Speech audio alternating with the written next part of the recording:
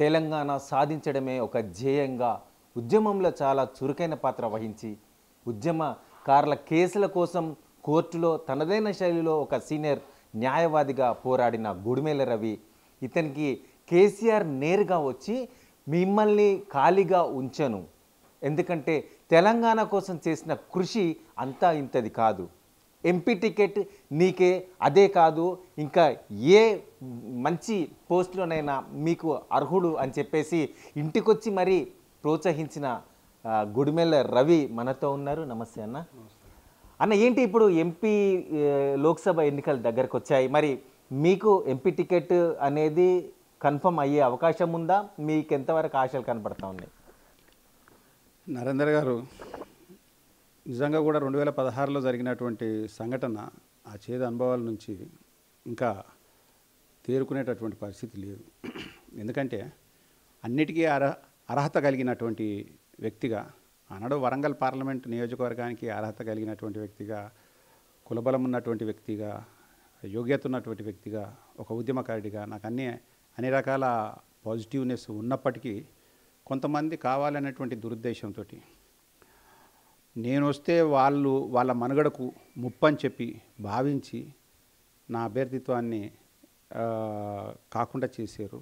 మరి నా ప్లేస్ లోపట ఎవరినైతే వాళ్ళు ఎంపిక చేశారో ఆయన కూడా ఈరోజు 9 సంవత్సరాలు అయిపోయింది పార్లమెంటేరియన్గా ఉండి, మరి ఆయన పర్ఫార్మెన్స్ను కూడా ఈరోజు బెర్జు వేసుకోవాల్సినటువంటి అవసరం ఉన్నది.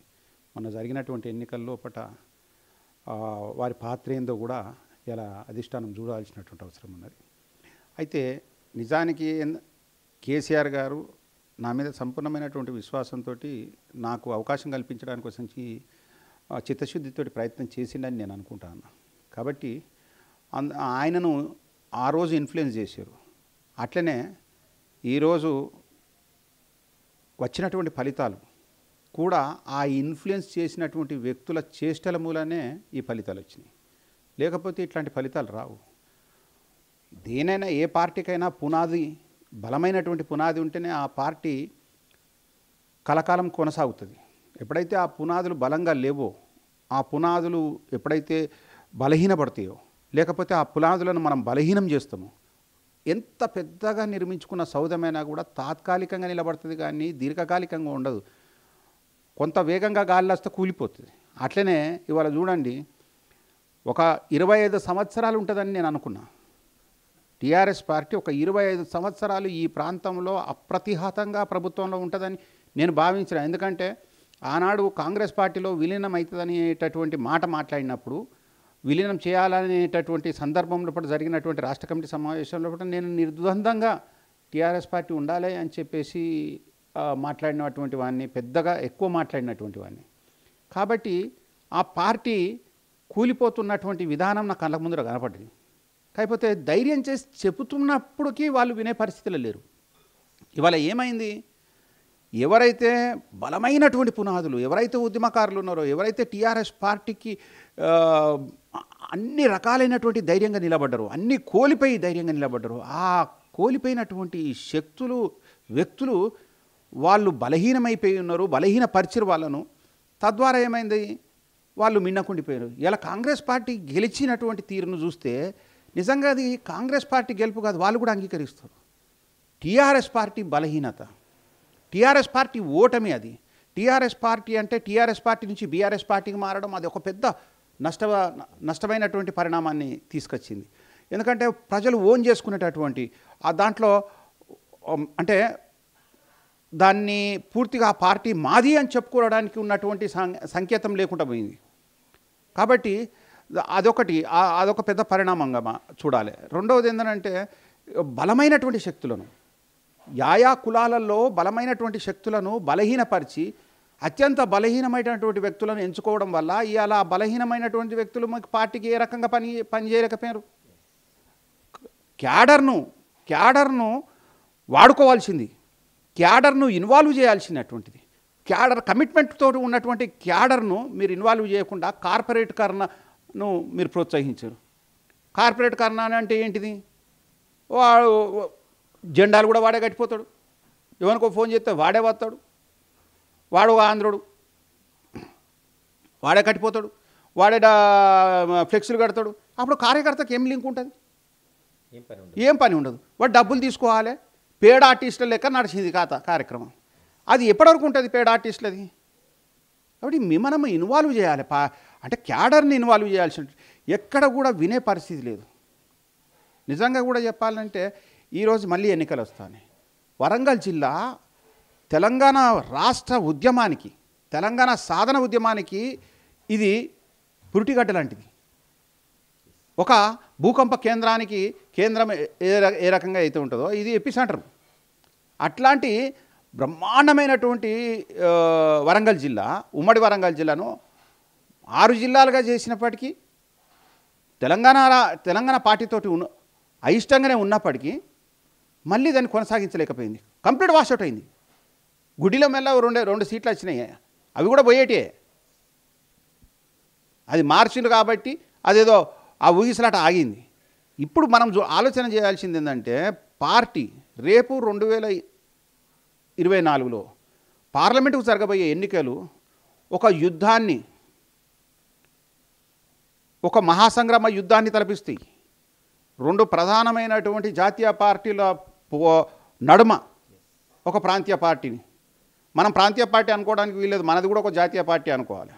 ఆ జాతీయ పార్టీలో ఉన్నటువంటి సందర్భం లోపల బలమైనటువంటి అభ్యర్థులు నిలబెడితేనే నడుస్తుంది. బలమైనటువంటి అభ్యర్థులను తర్వాత ఆ బలమైనటువంటి సామాజికమైనటువంటి అంశాలను తీసుకోవాలి, ఉద్యమ నేపథ్యాలను తీసుకోవాలి, కమిట్మెంట్ తోటి ఉన్నాడు. మీరు చూడండి, కమిట్మెంట్ తోటి ఉన్నటువంటి వాళ్ళు ఓడిపోయినటువంటి దాఖలాలు చాలా తక్కువ.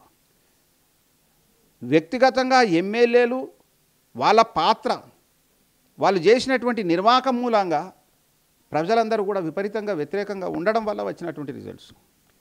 రెండవది ఏంటంటే విచిత్రం ఏంటంటే, నేను ఫస్ట్ టైం చూసినాను. నేను మొత్తం దాదాపు ఒక 35 సంవత్సరాల నుంచి ఎన్నికలను చూస్తూ ఉన్నా. ఈసారి జరిగిన ఎన్నికల్లో చాలా వైవిధ్యం అండి. డబ్బులు తీసుకోకుండా కూడా, డబ్బులు ఇవ్వకుండా కూడా ఎన్నికల్లో ఓట్లు వేసారు. అది ఎంత మార్పు అంటే, ఎంత అద్భుతమైన గణనీయమైనటువంటి మార్పు. కొన్ని చోట్ల డబ్బులు తీసుకున్నారు, అది వేరు విషయం. హైదరాబాద్ లాంటి ప్రాంతాల్లో జరిగినటువంటి దాంట్లో మేడ్చల్ లాంటి ప్రాంతాల లోపల డబ్బులు విపరీతంగా పంచారు, అది వేరు విషయం. చాలా చోట్ల అంటే తెలంగాణ ప్రాంతం లోపల ఒక హైదరాబాద్ వదిలిపెడితే మిగతా జిల్లాలన్నింటిలో అసలు కొంతమంది అభ్యర్థులకు డబ్బులే అందలే, వాళ్ళు డబ్బులే ఇవ్వలేకపోయారు. కానీ ప్రజలు మాత్రం ఓటేసారు. అది కూడా 80% నుంచి 75%గా ఓటు వచ్చిందని అంటే నాటే జోక్ అండి. ప్రజలు తెలంగాణ ప్రాంతంలో ఉన్నటువంటి ప్రజలు అత్యంత చైతన్యవంతమైనటువంటి ప్రజలు, జాగృతమైనటువంటి ప్రజలు, తమ భవిష్యత్తును తాము అంటే నిర్మించుకోగలిగాము అని చెప్పగలిగినటువంటి ప్రజలు. డబ్బే శాసిస్తుంది అనుకోవడం తప్పు. ఇవాళ ఏ పార్టీ అయినా కూడా డబ్బును నమ్ముకున్న పార్టీ ఎప్పుడు కలకాలం ఉండదండి. ప్రజల విశ్వాసాన్ని పొందాలి, ప్రజలకు మంచి చేయాలి. అదే ఆ రకమైనటువంటి టెండెన్సీ నాకు తెలిసి ఈ ఎన్నికలు ఇచ్చినటువంటి రిజల్ట్ తోటి అలా టీఆర్ఎస్ పార్టీలో అంటే బీఆర్ఎస్ పార్టీలో ఉన్నటువంటి నాయకత్వం, ముఖ్యంగా పెద్దలు కేసీఆర్ గారు, నాకు ఎందుకో అంటే నాకేమనిపిస్తుంది అంటే కేసీఆర్ గారు చాలా అంటే కొన్ని అంశాలు తప్ప మిగతా అంశాల్లో చాలా ఈజ్ పర్ఫెక్ట్ అండ్ గుడ్ ఎనాలిసిస్ట్. మరి ఎక్కడ తప్పు జరిగిందో, ఎందుకు తప్పు చేసుకున్నాడో నాకు తెలియదు. కానీ మొత్తానికి ఎందుకంటే గ్యాప్ పెరిగింది. అంటే మీలాంటి మూల స్తంభాలు ఏదైతే తెలంగాణ రాష్ట్ర నిర్మాణం కోసం కష్టపడ్డ మీలాంటి మూల స్తంభాలు, అటు మేధావిగా ఇటు సీనియర్ అడ్వకేట్గా అన్ని రకాల తెలివి ఉన్న మిమ్మల్ని వాడుకోలేని పరిస్థితి ఎందుకు కాదనుకోకూడదు? అంటే నేను అదే అంటున్నా కదా, ఇప్పుడు ఉద్యమం వరకు 2014 వరకు మాలంటలో ఉపయోగం వచ్చింది, మాలంటలో గొంతు అవసరం వచ్చింది, మాలంటలో చురుకుతనం అవసరం వచ్చింది. మరి 2014 తర్వాత ప్రభుత్వం వచ్చిన తర్వాత ఆ అవసరం ఎందుకు లేకుండా పోయిందో వారే చెప్పాలి. ఎందుకంటే వారికి తెలుసు రవికుమార్ లాంటోడు ఏ పాత్రను పోషించగలుగుతాడని. కాబట్టి నేను ఆ 14 ఏళ్ళు ఎంత సిన్సియర్గా కమిట్మెంట్ తోటి కుటుంబాన్ని కూడా కాదనుకున్నానండి, చిన్న చిన్న పిల్లల్ని కూడా కాదనుకొని వాళ్ళకు సమయం ఇవ్వలేదు. ఇయాటి కూడా చూడండి కిరాయి ఇంట్లో ఉండే పరిస్థితి, ఇప్పుడిప్పుడే చిన్న ఇల్లు కట్టుకుంటాను అంటే ప్రభుత్వం నుండి మీరు నమ్ముతారా? ఈ 10 ఏళ్లలో ₹1 పని కాలేదండి నాకు కానీ నన్ను నమ్ముకున్న వాళ్ళకి కానీ. అయినా ఇవాళ చూడండి, నిన్న టికెట్ రాకపోతే ఇవాళ వేరే పార్టీలో మారుతా ఉన్నారు. అట్లాంటిది ఈ 23 సంవత్సరాలు కూడా కమిట్మెంట్ తోటి ఏ పదవి ఇవ్వకున్నా కూడా అట్లనే నిలబడ్డాం. That is our loyalty, that is our commitment, that is our conviction towards sincere ideology. అంతేగాని ఇప్పుడు వాళ్ళు ఏంటంటే వాళ్ళు తప్పచ్చు మాట. నిజంగా చెప్పాలంటే తెలంగాణ ప్రాంతం లోపల నాకు ఇచ్చినన్ని మాటలు కేసీఆర్ గారు నాతో స్వయంగా, ఎవరితో చెప్తే నేను పోయేటాను, నాతోటే స్వయంగా చెప్పిండు, యు ఆర్ అవర్ ఫోర్స్, ఏ ఒక్కరోజు కూడా నేను ఖాళీగా పెట్టానని చెప్పిండు. ఒక ముఖ్యమంత్రి స్థాయిలో ఆ మాట ఇచ్చిన తర్వాత నాకు బాకీ పడ్డానని చెప్పిండు. నా భుజాల మీద చేతులు వేసేసి, క్యాంప్ ఆఫీసులో నా భుజాల మీద చేతులు వేసి చెప్పిండు, నీకు బాకీ పడ్డ రవికుమార్, నేను నీకు తొందరగా బాకీ తీసుకున్నాను. అంటే అంతటి పెద్ద మనిషి అన్నాడు కదా. ఆయన పట్ల నాకు ఉన్నటువంటి అభిమానం కానీ, ఆయన పట్ల ఆయనను గురువుగా భావించుకుంటాను. రాజకీయంగా నాకు ఆయన గురువు కాబట్టి. సరే, ఈ క్రమంలో నాకు ఏం రాకపోయినప్పటికీ కనీసం ప్రజలకు, నన్ను నమ్ముకున్న ప్రజలకు నేనేం చేయలేకపోయాను. కాబట్టి ఈ కండిషన్ లోపల నా మీద ఎంత ఫోర్స్ అండి, దాదాపు ఒక ఏడాది నుంచి ఫోర్సు, నువ్వు పార్టీ మారని.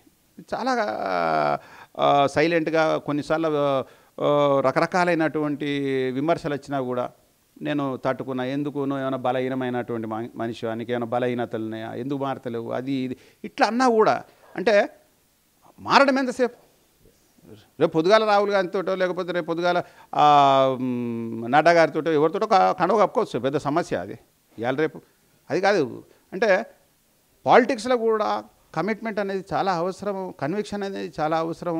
మనం పనిచేసేది ప్రజల కోసం పనిచేసినప్పుడు ఒక ఐడియాలజికల్ బేస్ అనేది ఉండాలనేటువంటి ఒక లక్షణంతో ఇలా టీఆర్ఎస్ పార్టీలో ఉన్నాం. కానీ ఎప్పుడైతే మా ఐడియాలజీ, అంటే తన పార్టీ ఐడియాలజీ మా ఐడియాలజీ ఒకటిగా ఉన్నటువంటి రోజుల నుంచి అది ట్రాన్స్ఫార్మ్ చెందింది. టీఆర్ఎస్ నుంచి బీఆర్ఎస్కి వచ్చింది.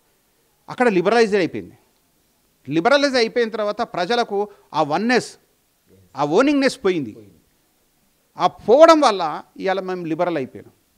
కాబట్టి మళ్ళీ పార్టీ నాకు తెలిసి ఒకవేళ కనుక నిజంగా పునర్సమీక్షించుకొని, రిజల్ట్స్ అన్నింటి పునర్సమీక్షించుకొని, ఏదో గాడుపు వచ్చింది, గాడుపులో అందరం పోయినాం, ఇది నీ నా మీద కోపం కాదు, ఒక సునామీ లాంటి వచ్చింది, ఒక మార్పుని కోరుకున్నారు అనేది తప్పు. ఒకవేళ గనక తప్పు అనాలిసిస్ చేసి, ఒకవేళ గనక ఈ ఎన్నికల ఫలితాలను మీరు పూర్తిగా లోతుగా అధ్యయనం చేయకుండా, మైక్రో అనాలిసిస్ చేయకుండా గనక ఒక నిర్ణయంలో ఉంటే డెఫినెట్లీ రానున్నటువంటి ఒక 10 సంవత్సరాల వరకు కూడా మళ్ళీ అవకాశాలు ఉంటాయి. మీరు ఇంత నిబద్ధతగా పార్టీకి ఒక విశ్వసనీయతగా ఉండి ఇవాళ ఒక కమిట్మెంట్తో ఉన్న మీకు ఇవాళ ఎంపీ టికెట్ ఇస్తే ఇటు కాంగ్రెస్ అటు బీజేపీ వాటి వేవ్లో మీరు నెగ్గగలుగుతారు? డెఫినెట్లీ. ఇప్పుడు ఎంత అండి, ఈ ఎన్నికలలో వచ్చినటువంటిది 1,50,000 ఓట్ల డిఫరెన్స్ ఉన్నది. నిజంగా కూడా పాలకుర్తిలో 47,000 ఓట్లు వచ్చేసినాయి, ఇంకో దగ్గర 20,000 ఇట్లా లెక్కేసుకుంటే 1,50,000 ఓట్లు కొంత వాళ్ళ అప్పర్ హ్యాండ్ అయ్యారు. ఒకవేళ కనుక అభ్యర్థి సిన్సియర్గా కమిటెడ్ నాలంటోడు ఉంటే డెఫినెట్లీ ఆ మార్పు, గణనీయంగా మార్పు కనపడుతుంది. నన్ను హత్తుకుంటారు, ఎందుకంటే నన్ను కేవలం ఒక రాజకీయ పార్టీ నాయకుడిగా చూడరు, ఉద్యమానికి ప్రతీకగా చూస్తారు, సిన్సియారిటీకి ప్రతీకగా చూస్తారు. ఈ వ్యక్తి ఉండేది ఉంటే కమిట్మెంట్ తోటి ఈ జిల్లా బాగుపడుతుందని చూస్తారు. పాలసీ డిసిషన్స్ మేకింగ్, అంటే పార్లమెంట్లో ఇవాళ డిసిషన్స్ మేకింగ్ జరుగుతూ ఉన్నాయి, పార్లమెంటు లోపల ఇలా చట్టాలు జరుగుతూ ఉన్నాయి. ఈ చట్టాలు జరుగుతున్నటువంటి నేపథ్యం లోపల నీ పాత్ర ఏంది, ఒక ఎంపీగా నీ పాత్ర ఏందో చెప్పాల్సినటువంటి అవసరం ఉన్నది కదా. ఈ సమయం లోపల మన ఎంపీ పాత్ర ఏంది మనం ఆలోచన చేసుకోవాలి. ప్రజలకు ఇప్పటికే అర్థమైపోయింది, రవికుమార్ అనేటువంటి కాదని వాళ్ళకు సంబంధించినటువంటి ఒక వ్యక్తి కోసానికి నంబర్ గేమ్ కోసం తీసుకొచ్చుకున్న పని అది తప్పది. కాబట్టి అవి పీకమేడలాగా కూలుతా పోయినాయి. ఒక ఎంపీ ఉంటే 7 స్థానాలండి ఎంపీ కింద. 7 స్థానాలల్లో కనీసం నువ్వు 3ో 4ో స్థానాలు నువ్వు గెలిపించుకోలేని పరిస్థితి ఉంటే నీ ఎంపీ ఎట్లా గెలుస్తావు? ఇవాళ నాకు తెలిసి ఒక స్టేషన్ కనుపూర్ మిగిలిందండి. ఆల్మోస్ట్ ఆల్ వరంగల్ పార్లమెంటు స్థానాలలో 6 స్థానాలు ఓడిపోయినాయి, అది కూడా దారుణంగా ఓడిపోయినాయి. కాంగ్రెస్ క్యాండిడేట్లు డబ్బులు పంచకుండా గెలిచిండండి. That is the a change in the political scenario. ఇది చాలామంది గుర్తుపెట్టుకోవాలి. డబ్బులు పంచుతూనే గెలుస్తామనేది చాలా తప్పైనటువంటిది. నువ్వు ఎంత పంచు, ప్రజలు తీసుకుంటారు, చేసే పని చేస్తారు. కాబట్టి మార్పు బ్రహ్మాండమైన మార్పు వచ్చిందండి. ఈసారి ప్రజలు ఎవ్వరి మాట వినలేదండి. నాయకుల మాటలు కానీ లేకపోతే ఎవరో చెబితే వినలేదు, వాళ్ళకై వాళ్ళు డిసిషన్ చేసుకున్నారు. ఎంత అండి వర్డ్ ఆఫ్ మౌత్ పబ్లిసిటీ చాలా సీరియస్గా. మీరు నమ్మరు, నేను లాస్ట్కు 1 వీక్ ఒక సర్వే చేయించుకున్నాం మేము. నా పర్సనల్గా నేను ఒక సర్వే చేయిస్తే 4 నియోజకవర్గాల్లో ఒక 1 వీక్ ముందు వరంగల్, ఈస్ట్, వెస్ట్, పర్కాల్, తర్వాత వర్ధనపేట, ఈ 4 చేయించిన. కొంత పాటు నర్సంపేట కూడా చేయించినాం అనుకోండి. అయితే ఈ 4 + 1 5 ఇట్లా అంటే కన్ఫామ్గా మాకు తెలిసిన ఏంటంటే 10 మందిని అడిగితే 8 మంది కాంగ్రెస్ అన్నారు. ఏం లేదు అంటే మరి డబ్బులు ఏమన్నా ఆశించారు, డబ్బులు వేరే దగ్గర తీసుకుంటాం, కాంగ్రెస్కి ఇస్తాం. ఇంత మార్పు ఎట్లా వస్తుంది? డబ్బుల కోసం కూడా చూడనటువంటి, ఒకనాడు మనం డబ్బులు ఇవ్వకపోతే మీరు ఎందుకు ఇస్తలేరని లొలిపెట్టినటువంటి పరిస్థితి, డబ్బులు ఇస్తేనే పోయి ఓటేస్తామనే పరిస్థితి.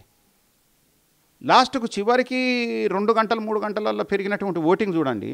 ఆ ఓటింగ్లో కూడా ప్రజలు నిలబడి బీఆర్ఎస్ పార్టీ డబ్బులు ఇస్తుంది, డబ్బులు తీసుకొని కాంగ్రెస్కి వేయాలి అనే ఒక విష్ఫుల్ థింకింగ్ తోటి వాళ్ళు నిలబడ్డారంటే ఎంత చేంజ్ ఉండాలండి. అంటే ఇప్పుడు ప్రజాస్వామ్య విలువలు పెరిగినాయి అంటారా, లేక ఖచ్చితంగా బీఆర్ఎస్ని ఓడిపియాలని కాంగ్రెస్ కేసిందంటారా డబ్బులు తీసుకొని కూడా? నేను అదే అంటున్నా. ఏమంటే ఇది ఒకరోజు వచ్చినటువంటి మార్పు కాదు, ఒక over a period of 10 years 10 సంవత్సరాల నుంచి ప్రజలు ఒక వ్యవస్థను చూసారు. ఆ వ్యవస్థలో వచ్చినటువంటి మార్పులు, ఆ వ్యవస్థ ఇచ్చినటువంటి ఫలితాలు, ఆ వ్యవస్థ నిర్వహించినటువంటి పాత్ర ప్రజల్ని తీవ్రమైనటువంటి మనోవేదనకు గురి చేసింది అనేది గమనించాలి. ఎందుకంటే ఏదో 1000 ఓట్లు, 2000 ఓట్లు, 3000 ఓట్లతోటి ఓడిపోయినారంటే మనం అనుకోవచ్చు నరేందర్ గారు. ఒక్కొక్క దగ్గర చూడండి ఎంత మైబాద్ లోపల, డోర్నకల్ లోపల, మీకు పాలకుర్తి లోపల, ఇవన్నీ పక్క పెడదాం. పాలకుర్తి లోపల దయాకర్ రావు అయితే ప్రజల మనిషి, ప్రజలకు పనిచేసే మనిషే కదా, పనిచేసే మనిషిని 47,000తోటి ఓడగొట్టినారంటే దాని అర్థం ఏందండి? మార్పు రావాలి అనే దానికంటే ఎక్కువ ఈ పార్టీ ఉండొద్దనే దాన్ని ఎక్కువ. మార్పు కోసం ఇప్పుడు ఆమె మార్పు వస్తే ఈమె బాగా చేస్తుందని చెప్పేసి యశస్విని రెడ్డికి వేసినటువంటి ఓటు కాదు ఇంకా ఆమె, ఎందుకంటే ఆమె పర్ఫార్మెన్స్ను టేస్ట్ చేయలే ప్రజలు. కానీ ఇంకా చాలు, ఇది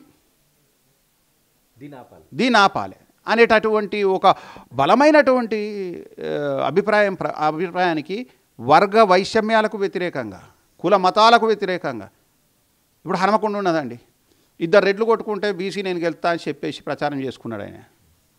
మరి నిజమేనా? 2 రెడ్లు కొట్టుకుంటే మరి బీసీ గెలవాలి కదా, ఏది మరి? ఎవరిని గెలిపియాలి? ఎక్కడ సామాజికమైనటువంటి అవసరాల రీత్యా చూసుకున్నా కూడా ప్రజలు ఆ రకమైన ఆలోచన చేయలే. ఏమనుకున్నారంటే ఎవరిని గెలిపియాలో గవర్నే గెలిపించారండి, అందులో డౌట్ ఏం లేదు. ప్రజలు చాలా క్లారిటీతో ఉన్నారు. తర్వాత టీఆర్ఎస్ పార్టీలో ఉన్నటువంటి దిగువ శ్రేణి, తృతీయ శ్రేణి, 4వ శ్రేణి, ఈ క్యాడర్ ఏదైతే ఉన్నదో ఇది చాలా నిర్లిప్తంగా, నిర్వేదంగా చూస్తూ ఉండిపోయింది. అవతలోడు అంటే బయట కాంగ్రెస్ పార్టీ కానీ బీజేపీ పార్టీ చేసే దాడిని వీళ్ళు తిప్పికొట్టలేదు, నవ్వుకుంటూ మిన్నకుండిపోయినరు. అప్పుడు ఎప్పుడైతే వీళ్ళు మిన్నకుండిపోయినరో ఆటోమేటిక్గా వాతావరణంలో మార్పు వస్తుంది. నీ పక్షాన నీ కళ్ళు నీ చెవులే లేవు, నీ పార్టీ కళ్ళు చెవులు లేవు, నువ్వు అట్టి డాల్బోల్ కథలు చేసుకుంటూ పోతాను. నేనే ఉన్నానండి, నాకు ఒక్కడు కూడా ఫోన్ చేయలేదండి. విచిత్రం. 12 నియోజకవర్గాలలో కనీసం నేను 1%, 2%, 3% నేను ప్రభావం చేయగలుగుతాను. గ్రేటర్ వరంగల్ పరిధి లోపల నన్ను వాడుకోకపోవడం వల్ల ఇవాళ మొత్తం కొట్టేసింది. గ్రేటర్ వరంగల్ పరిధి లోపల నాకున్నటువంటి పరిచయం కానీ, నాకున్నటువంటి అభిమానం కానీ, నాకున్నటువంటి స్పేస్ కానీ ఎవరికి లేదు. అట్లాంటిది నన్నే వాడుకోకపోతే ఇంకెవరిని వాడుకున్నట్టు? కనీసం పార్టీ కార్యనిర్వాహక అధ్యక్షుడు కేటీఆర్ కానీ, కేసీఆర్ గారు కానీ, ఆయన వినోద్ కుమార్ గారు ఉంటారు, ఆయన కానీ, మరి ఇప్పుడు ఒక వ్యక్తి మీద మాకు అంటే ఒక వ్యక్తి నాకు చేసినటువంటి అన్యాయానికి పార్టీ మొత్తం వ్యక్తికి నిలబడుతుందా? వాళ్ళు ఏం చేయాలి? రవికుమార్ అంటోని కాపాడుకుంటే మనకి ఎంత వస్తుందని చూడాలి. దొంగలను, లంగలను, బద్మాషగాలను వాడుకుంటే వస్తుందండి. ఇప్పుడు ప్రజలల్లో ఫేస్ లేనటువంటి వాళ్ళని పట్టుకొని వచ్చేసి మా పైసలని కానీ కొనండి, వాని కొనండి, వీనని కొనండి అంటే నడుతుందా? కొనడం అనేది తాత్కాలికమండి. అభిమానం పెంచుకోవడం అనేది, అభిమానం తెచ్చుకోవడం అనేది చాలా అవసరం. ఇవాళ నేను ఇవన్నీ మాట్లాడుతున్నానంటే పార్టీని విమర్శించడానికి కాదు, పార్టీ సజీవంగా ఉండాలి, తెలంగాణ ప్రాంతానికి ఒక పార్టీ సజీవంగా ఉండాలి, తెలంగాణ అస్తిత్వాన్ని కాపాడేటటువంటి పార్టీ సజీవంగా ఉండాలని కోరుకున్న దాంట్లో నేను ఒక్కని కాబట్టి ఆ బాధతో చెప్తాను. అంతే తప్ప ఇప్పుడు ఏం లేదు రవికుమార్కు అని అనుకుంటే తప్పది.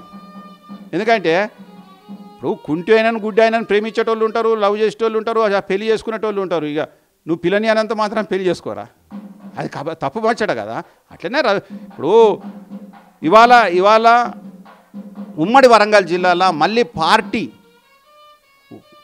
ఒక గౌరవప్రదమైనటువంటి స్థానానికి రావాలన్నా, ఇక్కడ పార్టీ పెద్ద సంఖ్యలో స్థానాలను గెలవాలన్నా బలమైనటువంటి నాపోటి వ్యక్తులను వాడుకోవాల్సిందే. వాళ్ళు కాదని అనుకుంటే మరో 15 ఏళ్ళు వాళ్ళు అసలు పార్టీ సజీవంగా ఉండనే ఉండదు. ఎందుకంటే జనానికి ఇప్పుడు రవికుమార్నే అన్ని సంవత్సరాలు వాడుకొని ఆయనకి ఏం చేయలేదు, ఇక మాకేం చెప్తారు ఆయన కడికత్తుంది ఇదే. కాబట్టి డెఫినెట్లీ నాకు తెలిసి ఈసారి వాళ్ళు కన్సిడర్ చేసుకోవాల్సినటువంటి అవసరం ఉంటుంది పూర్తిగా. ఎందుకంటే వాళ్ళే నిర్ణేతలు, వాళ్ళు ఏ తువ్వనైతే ఏ విధంగానైతే నన్ను వెనకకు నెట్టేశారో అదే రకమైనటువంటి విధానాన్ని అవలంబిస్తూ నన్ను ముందుకు తీసుకురావాల్సింది వాళ్ళే. తద్వారా పార్టీని మళ్ళీ జీవింపజేసుకోవాలి. ఫెయిల్యూర్ కార్డ్స్ను వాడుకుంటే నష్టం జరుగుతుంది. పాజిటివ్ కార్డ్స్ ఉన్నాయి, వాటిని అన్నింటిని వాడుకోవాల్సినటువంటి బాధ్యత పార్టీ పైన ఉన్నది. కాబట్టి పార్టీ నిర్ణయాన్ని చూస్తాం, అసలు చూసిన తర్వాత మళ్ళీ దాన్ని బట్టి ఏం చేయాలనేటటువంటి దాన్ని డెఫినెట్ చేస్తాం. ఖచ్చితంగా క్యాడర్ ఇప్పటికే చాలామంది మాట్లాడుతూ ఉన్నారు, బాగుంటుంది అనేటటువంటి అంశం కూడా మాట్లాడితే ఆప్షన్స్ కూడా ఓపెన్గా ఉన్నాయి. చూద్దాం మరి దాన్ని బట్టి ఎట్లా చేద్దాం. రైట్, ఇవాళ చూస్తున్నాం ఏదైతే పార్టీ నిశితంగా పరిశీలించకపోతే మాత్రం తిరిగి పునర్నిర్మాణం అనేది జరగదు, నష్టపోయే అవకాశం ఉంటుంది.